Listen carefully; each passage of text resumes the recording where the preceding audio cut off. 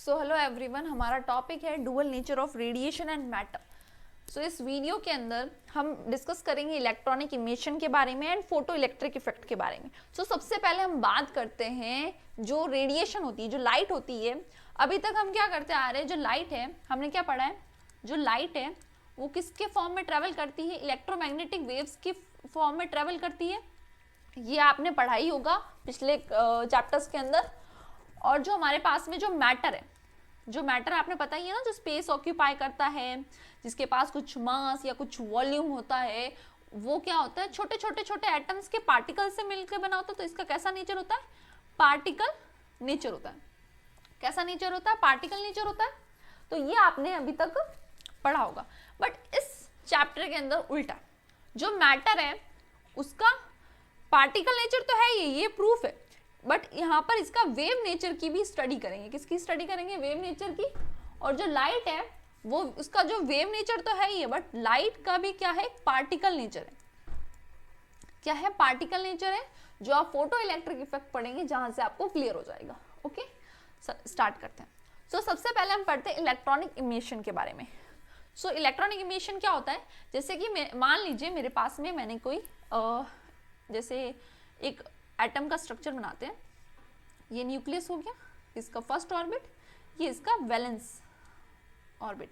ये मेरे पास में इलेक्ट्रॉन्स हैं इस तरीके से। ओके, तो ये जो आउटर मोस्ट जो शेल होता है इसको हम क्या बोलते हैं, एक तो वैलेंस सेल बोलते हैं। क्या बोलते हैं, वैलेंस शेल बोलते हैं।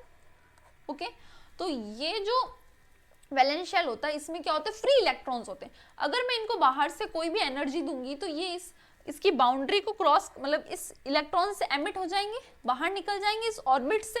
तो ये हमारे पास में क्या कहलाता है, इलेक्ट्रॉनिक इमिशन कहलाता है। जैसे मान लीजिए मैंने कोई मेटल सरफेस ली, यहाँ पे बहुत सारे इलेक्ट्रॉन्स हैं। अब इनको मैंने क्या किया, कोई भी एक इंसिडेंट एनर्जी, एक एनर्जी प्रोवाइड कराई, यानी बाहर से एक एनर्जी प्रोवाइड कराई। और ये एनर्जी जैसे इस इलेक्ट्रॉन को मिली तो ये यहाँ से क्या कर जाएगा, एमिट कर जाएगा। क्या कर जाएगा, एमिट कर जाएगा। ओके, तो ये एमिट करे वाले इलेक्ट्रॉन को हम क्या बोलेंगे, सेकेंडरी इलेक्ट्रॉन। सो डेफिनेशन से देखते हैं, इजेक्शन ऑफ इलेक्ट्रॉन्स, मतलब इलेक्ट्रॉन्स का मेटल सरफेस से बाहर निकल जाना from metal surface. Metal surface कब निकलेगा, जब हम उसको कोई इंसिडेंट एनर्जी प्रोवाइड कराएंगे। अब हम आगे देखेंगे types of electronic emission. Types of electronic emission में क्या होगा, जो एनर्जी हम किसी भी इलेक्ट्रॉन को प्रोवाइड करवा रहे हैं वो डिफरेंट फॉर्म में होगी। ओके, सो स्टार्ट करते हैं। सो सबसे पहला इलेक्ट्रॉनिक एमिशन का टाइप होता है थर्मल इलेक्ट्रॉनिक एमिशन। जैसे मान लीजिए ये मेरे पास में कोई मेटल सरफेस है, इसके अंदर इलेक्ट्रॉन्स है। देखिए इलेक्ट्रॉन्स तब तक बाहर नहीं निकलेंगे जब तक हम उसको कोई एनर्जी नहीं देंगे। ऐसे ही कोई इलेक्ट्रॉन बाहर नहीं निकलेगा उसकी मेटल सरफेस। जैसे मान लीजिए ये मैंने यहाँ पर क्या किया, एक बर्नर लगाया, यानी कि इसको heat energy, thermal energy the.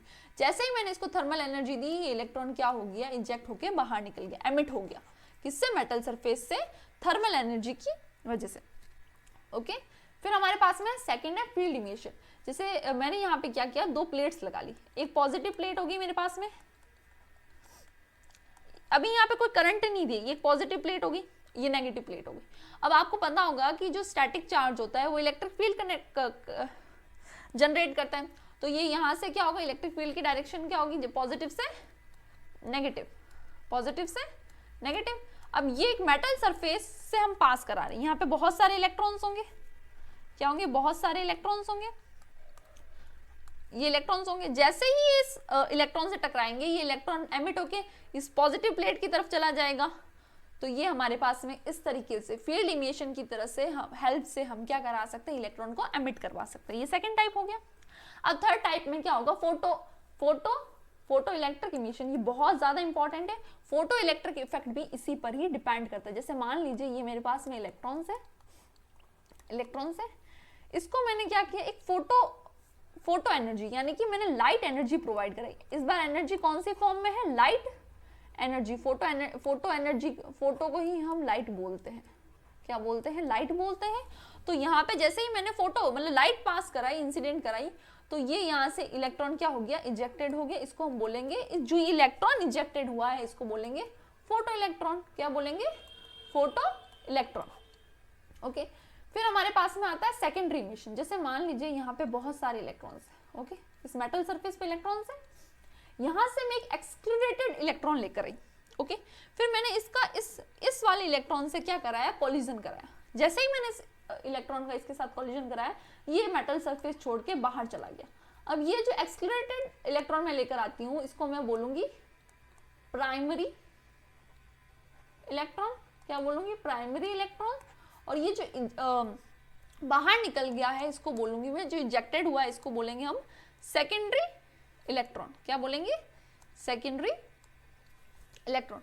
I hope आपको ये जो चारों टाइप्स हैं अच्छे से समझ में आ गए होंगे। जो इलेक्ट्रॉन को निकालने के लिए हम डिफरेंट एनर्जी का यूज करते हैं, और ये हमारे पास में थर्मियोनिक मतलब कि थर्मल एनर्जी हो सकती है, इलेक्ट्रिक फील्ड की हेल्प से, फोटो एनर्जी की हेल्प से, एंड किसी भी एक्सक्लूडेटेड इलेक्ट्रॉन की हेल्प से हम क्या करा सकते हैं, इलेक्ट्रॉन्स को इजेक्ट या एमिट करवा सकते हैं मेटल सरफेस से, ओके। अब हमारा नेक्स्ट टॉपिक है threshold frequency and work function. अब हमने देखो कुछ ना कुछ एनर्जी रिक्वायर्ड है, ऐसे तो कोई भी मेटल सरफेस से क्या होगा, कोई भी मेटल सरफेस से इलेक्ट्रॉन नहीं निकलेगा, कुछ एनर्जी रिक्वायर्ड करा रहे हैं। तो जो मिनिमम एनर्जी होती है, जैसे मान लीजिए ये मेरे पास में क्या है, एक मेटल सरफेस है, अब ये इलेक्ट्रॉन है, इसको मैं इसके पास कुछ ना कुछ तो एनर्जी होगी। अगर इस इलेक्ट्रॉन को मैं इसके पास जो एनर्जी है, जैसे मान लीजिए इसके पास एनर्जी है E, मान लीजिए मेरे इसके पास है X एनर्जी है, ओके। अब मैं इससे X से जो छोटी एनर्जी इसको दे रही हूँ, जैसे Y, मैंने इससे X से छोटी एनर्जी इसको दी, तो ये इस इलेक्ट्रॉन को इससे इंजेक्ट नहीं कर पाएगा, एमिट नहीं कर पाएगा मेटल सरफेस से वो एनर्जी। तो इस मेटल सरफेस के इस इलेक्ट्रॉन को एनर्जी कितनी चाहिए, या तो इसके बराबर हो, या तो X हो, या तो इससे ज्यादा हो, क्या हो, या तो इसके बराबर हो या तो इससे ज्यादा हो। जो मिनिमम एनर्जी लगती है किसी भी इलेक्ट्रॉन को इजेक्ट कराने से मेटल सरफेस से, उसको हम क्या बोलते हैं, थ्रेशोल्ड एनर्जी बोलते हैं, या फिर हम उसको बोलेंगे वर्क फंक्शन। क्या बोलेंगे, वर्क फंक्शन बोलेंगे। जो मिनिमम एनर्जी लगती है, देखिए जैसे ये मेटल सरफेस है, इसको मैंने कोई भी मिनिमम एनर्जी दी, इससे ज्यादा होनी चाहिए या इसके बराबर होनी। जैसे मान लीजिए इस इलेक्ट्रॉन के पास x माइनस एक्स एनर्जी, इसको मैंने पॉजिटिव x दी, तो ये क्या हो जाएगी, पॉजिटिव x मिलेगी। जैसे जीरो होगी, जीरो होते ही ये इलेक्ट्रॉन अपना घर छोड़ के बाहर निकल जाएगा मेटल सरफेस को, ओके। तो ये तो हो गया हमारे पास में threshold energy and work function. जो वर्क फंक्शन होता है उसको हम मेजर करते हैं इलेक्ट्रॉन वोल्ट से, और वर्क फंक्शन को डिनोट करते हैं हम W naught and phi naught से। अब जो इलेक्ट्रॉन वोल्ट होता है उसकी डेफिनेशन देखते हैं। जो 1 वोल्ट इलेक्ट्रॉन होता है, जो काइनेटिक एनर्जी, जैसे इसको क्या मिल रही है, इस इलेक्ट्रॉन को कोई ना कोई काइनेटिक एनर्जी मिल रही है, इस वजह से ये क्या कर रहा है, इजेक्ट हो रहा है, एमिट हो रहा है। जब क्या हो रहा है, तभी तो एमिट हो रहा है इस मेटल सरफेस से। और ये क्या होता है, एक्सक्लूडेट होना चाहिए 1 वोल्ट, पोटेंशियल डिफरेंस इसका होना चाहिए 1 वोल्ट। तो 1 इलेक्ट्रॉन वोल्ट की डेफिनेशन ये नहीं, इतनी ज्यादा इंपॉर्टेंट नहीं है, बस इसकी यूनिट याद होनी चाहिए। इलेक्ट्रॉन वोल्ट की डेफिनेशन हो जाएगी 1 electron volt is the kinetic energy gain by an electron. जो इलेक्ट्रॉन गेन करता है काइनेटिक एनर्जी, कब गेन करता है, जब वो क्या होता है, एक्सक्लूडेट हो जाता है कितने, 1 वोल्ट के पोटेंशियल डिफरेंस से, ओके। अब समझ में आएगा। अब बहुत ही ज्यादा इंपॉर्टेंट टॉपिक आने वाला है, पूरी जो मॉडर्न फिजिक्स है उसका सबसे इंपॉर्टेंट टॉपिक। देखो फोटो इलेक्ट्रिक इफेक्ट समझने से पहले आपको मैं फोटोन्स के बारे में बताती हूँ। फोटोन्स के बारे में एक साइंटिस्ट थे जिनका नाम था प्लांक, ओके। प्लांक ने थ्योरी दी थी जिसका नाम था Planck quantum theory, Planck's quantum theory. ये जो थ्योरी थी ना, इस थ्योरी के अंदर क्या कहा गया था कि जो रेडिएशन है यानी कि जो लाइट है वो किसके फॉर्म में ट्रेवल करती है, इलेक्ट्रोमैग्नेटिक वेव्स के फॉर्म में ट्रेवल करती है, जो कि क्या करती है, छोटे छोटे जो बंडल्स होते हैं उनसे मिलके बनी होती है, जो पैकेट्स होते हैं। जैसे मान लीजिए ये कोई भी मेरे पास में एक लाइट जा रही है, ये जो लाइट है ये छोटे छोटे पार्टिकल्स में ट्रेवल कर रही है। तो ये जो पैकेट्स हैं इनको हम बोलते थे क्वांटा। क्या बोलते थे, क्वांटा। अब फोटोन क्या होते हैं, जो 1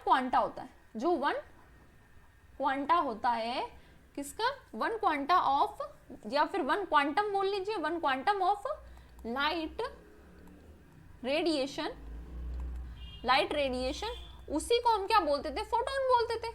ये है थ्योरी, मतलब प्लैंक क्वांटम थ्योरी क्या कहती है, जो रेडिएशन है इलेक्ट्रोमैग्नेटिक वेव्स की फॉर्म में ट्रेवल करती है, जो इलेक्ट्रोमैग्नेटिक वेव है छोटे छोटे छोटे पार्टिकल्स के फॉर्म में, जो एनर्जी के बंडल्स होते हैं उनके फॉर्म में ट्रेवल करती है, उसको हम क्या बोलते हैं, क्वांटा बोलते हैं। ओके, तो फोटोन की डेफिनेशन लिखना चाहें तो ये होती है, light is a made up of energy, light is made up of energy, energy packets, उसी को हम क्या बोलते हैं, क्या बोलते हैं हम, फोटोन बोलते हैं। ओके, यहां तक आपको आई होप समझ में आ गया होगा। जो फोटोन्स होते हैं, जो फोटोन्स की, देखिए इनके पास कुछ ना कुछ एनर्जी होगी। जो एनर्जी ऑफ फोटोन होता है वो डायरेक्टली प्रोपोर्शनल होता है फ्रीक्वेंसी, फ्रीक्वेंसी ऑफ फोटोन के, मतलब जितनी ज्यादा एनर्जी होगी, मतलब जितने ज्यादा नंबर ऑफ, मतलब मान लीजिए कोई भी बल्ब है मेरे पास में, ये बल्ब है, इसमें से क्या हो रहा है, छोटे छोटे फोटोन्स निकल, इसमें से लाइट ही एमिट हो रही है ना, लाइट ही निकल रही है, लाइट, तो ये फोटोन्स के फॉर्म में ट्रेवल कर रहे हैं। तो ये जितने ज्यादा फ्रीक्वेंसी होगी फोटोन्स की, उतनी ज्यादा क्या होगी, एनर्जी होगी, जितनी ज्यादा एनर्जी होगी उतनी ज्यादा फ्रीक्वेंसी होगी। तो जब यहाँ से प्रोपोर्शनलिटी का साइन हटता है तो E इज इक्वल्स टू हमारे पास में H म्यू आता है। तो इस H को हम बोलते हैं प्लैंक कांस्टेंट, क्या बोलते हैं, प्लैंक कांस्टेंट बोलते हैं।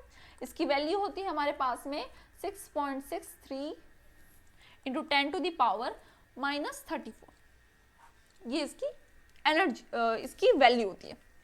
ओके, अब देखिए यहाँ पे एक और कंसेप्ट आता है, ये आपको कंसेप्ट समझ में आ गया होगा, ये फर्स्ट। ओके, सेकंड कंसेप्ट होता है जो इंटेंसिटी होती है, जो इंटेंसिटी होती है फोटोन्स की, वो इनवर्सली डायरेक्टली प्रोपोर्शनल होती है नंबर ऑफ फोटोन्स की, मतलब जितनी ज्यादा नंबर ऑफ फोटोन्स निकलेंगे उतनी ज्यादा इंटेंसिटी होगी लाइट की। जैसे मान लीजिए बल्ब है, ये बल्ब डिम होगा तो मतलब जो नंबर ऑफ फोटोन्स हो रहे हैं वो कम निकल रहे हैं, बल्ब ग्लो कर रहा है, मान लीजिए बल्ब बहुत ज्यादा ग्लो कर रहा है, यानी कि इसकी इंटेंसिटी ज्यादा है, intensity of light directly proportional to number of photons, photons, जितने ज्यादा नंबर ऑफ फोटोन्स निकलेंगे उतनी ज्यादा लाइट की क्या होगी, इंटेंसिटी होगी। तो देखिए यहां से अगर हम आइंस्टाइन की इक्वेशन लेते हैं, मास और एनर्जी के बीच का रिलेशन निकालते हैं, तो E इज इक्वल्स टू हमारे पास में क्या होता है, mc स्क्वायर होता है। E is equals to mc square है, तो E को हम लिख सकते हैं, एनर्जी है ये mc square is equals to h mu. अब यहाँ से मुझे मोमेंटम निकालना है, क्या निकालना है, मोमेंटम निकालना है। मोमेंटम हमारे पास में क्या होता है, mass into velocity, mc, velocity क्या हो रही है, लाइट की, लाइट की स्पीड ले रहे हैं हम, यहाँ पे स्पीड ले रहे हैं लाइट की, तो यहां से हम इसको लिख सकते हैं h mu is equals to, इसको थोड़ा सा h mu is equals to c, ये लिख सकते हैं हम लोग यहाँ पर h इज इक्वल्स टू, और अगर मैं इस म्यू को लिखना चाहूं तो म्यू को हम लिख सकते हैं h c अपॉन में लैम्बडा। तो यहां से हो जाएगा हमारे पास में h अपॉन में लैम्बडा, प्लैंक कांस्टेंट अपॉन में लैम्बडा, ये मोमेंटम हो गया, या आइंस्टाइन की इक्वेशन होगी। और इस तरीके से हम एक और बार लिख सकते हैं, क्योंकि हमें पता है फ्रीक्वेंसी को हम लिख सकते हैं स्पीड अपॉन में वेवलेंथ। आई होप आपको फोटोन्स का कंसेप्ट समझ में आ गया होगा। अब हम देखते हैं एक्सपेरिमेंट, जो फोटो इलेक्ट्रिक इफेक्ट है ना हमारे पास में, जो फोटो इलेक्ट्रिक इफेक्ट है, इसी ने ही तो बताया था हमें कि जो लाइट है, लाइट का पार्टिकल नेचर होता है। यहीं से हमें पता चला था कि जो लाइट है उसका एक पार्टिकल नेचर है। अब इसमें क्या हुआ था ना, एक हर्ट्ज थे साइंटिस्ट, उन्होंने एक्सपेरिमेंट किया था, फिर लेनार्ड ने उसकी कुछ पॉइंट्स दिए थे, उन पॉइंट्स को हम बाद में डिस्कस करेंगे, नेक्स्ट वीडियो में डिस्कस करेंगे। इस वीडियो के अंदर हम इस एक्सपेरिमेंट को समझते हैं। उन्होंने क्या किया, यहाँ पर दो प्लेट लगाई, एक प्लेट कलेक्टर प्लेट होगी, एक होगी एमिटर प्लेट। यहाँ पर इन्होंने क्या किया, एक सर्किट बनाया, ये हमारे पास में एक ट्यूब ली, इसको हम ये क्या है, एक वैक्यूम ट्यूब, यानी कि इसके अंदर कोई भी मीडियम प्रेजेंट नहीं है। और यहाँ पर इन्होंने क्या किया है, क्रिस्टल लगाया, जिसको बोलते हैं क्वार्ट्ज का, क्वार्ट्ज। देखो ये क्रिस्टल इसलिए लगाया बिकॉज यहाँ से इनको कोई लाइट पास करवानी थी। अब वैक्यूम है, अगर ओपन कर देंगे तो कुछ पार्टिकल्स आ जाएंगे, उस वजह से ये एक्सपेरिमेंट खराब भी हो सकता था। इस वजह से उन्होंने एक क्या लगाया, एक मेटल क्वांट्स लगाया जिससे लाइट क्या हो, पास भी हो जाए और जो अंदर का जो सिस्टम है वैक्यूम वो सही भी रहे। तो उन्होंने क्या किया, एक कलेक्टर प्लेट थी, एक एमिटर प्लेट। अब उन्होंने क्वांट्स एक क्रिस्टल लिया, यहाँ पर एक लाइट लगाई, इन्होंने बहुत सारी लाइट लगाई लेकिन कुछ लाइट्स क्या कर पाई, यहाँ पर एक्सपेरिमेंट नहीं दे पाई। तो उन्होंने क्या किया, यूवी लाइट्स ली। कौन सी ली, यूवी लाइट्स ली। उन्होंने जैसे यूवी लाइट्स ली तो उन्होंने क्या देखा कि यहाँ पर क्या हुआ, ये जो एम मीटर लगाया, एम मीटर में क्या हुआ, डिफ्लेक्शन शो हुआ। कैसे हुआ कि जैसे ही उन्होंने लगाई तो यहाँ पर इनको क्या हुआ, इस प्लेट के अंदर उनको एनर्जी मिली इलेक्ट्रॉन्स को, तो इलेक्ट्रॉन्स बाहर आ गए। जैसे ही इलेक्ट्रॉन्स बाहर आए इस प्लेट की तरफ गए, इस प्लेट से जाने के बाद में ये यहाँ पर आ गए, बैटरी के पास में इस सर्किट के अंदर आ गए। तो इसी से यहाँ पर एम मीटर के अंदर क्या हुआ, डिफ्लेक्शन शो हुआ। तो यहाँ से हमें पता चला कि जो फोटो इलेक्ट्रिक इफेक्ट है वो हमें क्या बताता है, लाइट का पार्टिकल नेचर बताता है। फिर से देखते हैं, उन्होंने क्या किया, लाइट यहाँ से लाइट पास कराई। जैसे ही लाइट पास कराई वो क्या हुई, एमिटर प्लेट यानी जो इसको मान लीजिए सी प्लेट दे देते, इसको ए प्लेट नाम दे देते। जो ए प्लेट पे जैसे ही लाइट गई वहां से कुछ इलेक्ट्रॉन्स क्या हुए, बाहर आ गए। जैसे ही इलेक्ट्रॉन्स बाहर आए तो यहाँ पे क्या हो गया, इस तरफ वो आ गए। तो यहाँ से हमारे पास में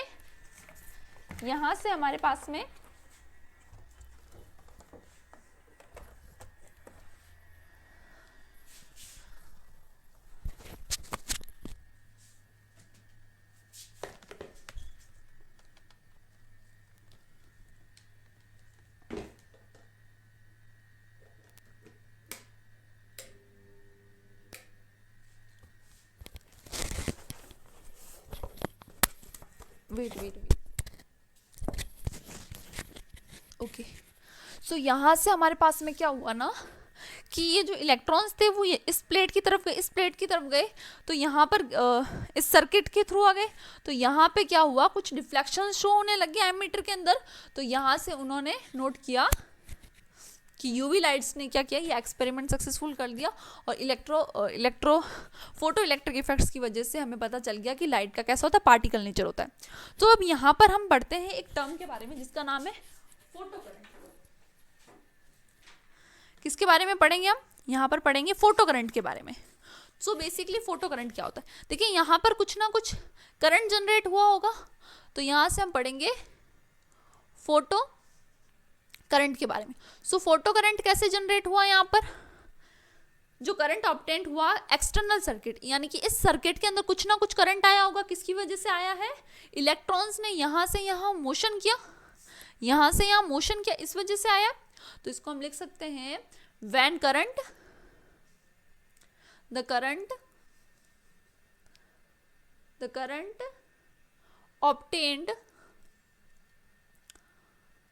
obtained in a external circuit due to the motion of photoelectrons, due to the motion of photoelectron, उसी को हम क्या बोलेंगे, फोटो करंट ही बोलेंगे। तो फोटो करंट कैसे आया कि जो इलेक्ट्रॉन्स ने, जो सर्किट है, इस सर्किट के अंदर जो इलेक्ट्रॉन्स आए, ये इलेक्ट्रॉन आए, तो इस वजह इलेक्ट्रॉन के मोशन की वजह से इस इलेक्ट्रिक्स, ये जो बाहर वाला सर्किट है इसके अंदर भी करंट आया, तो उसको हम बोलेंगे फोटो करंट। और किसकी मोशन की वजह से, फोटो इलेक्ट्रॉन की वजह से, क्योंकि यहाँ से जो एमिट हुए, हमने देखा था कि जब लाइट एनर्जी अगर हम प्रोवाइड करवाते हैं तो जो इलेक्ट्रॉन्स निकलते हैं उसको हम क्या बोलते हैं, फोटो इलेक्ट्रॉन। जो फोटो इलेक्ट्रॉन की वजह से एक्सटर्नल सर्किट के अंदर करंट आया है मोशन की वजह से, फोटो इलेक्ट्रॉन के मोशन की वजह से जो करंट आया है उसको हम क्या बोलेंगे, फोटो करंट बोलेंगे। आई होप आपको ये लेक्चर समझ में आया होगा।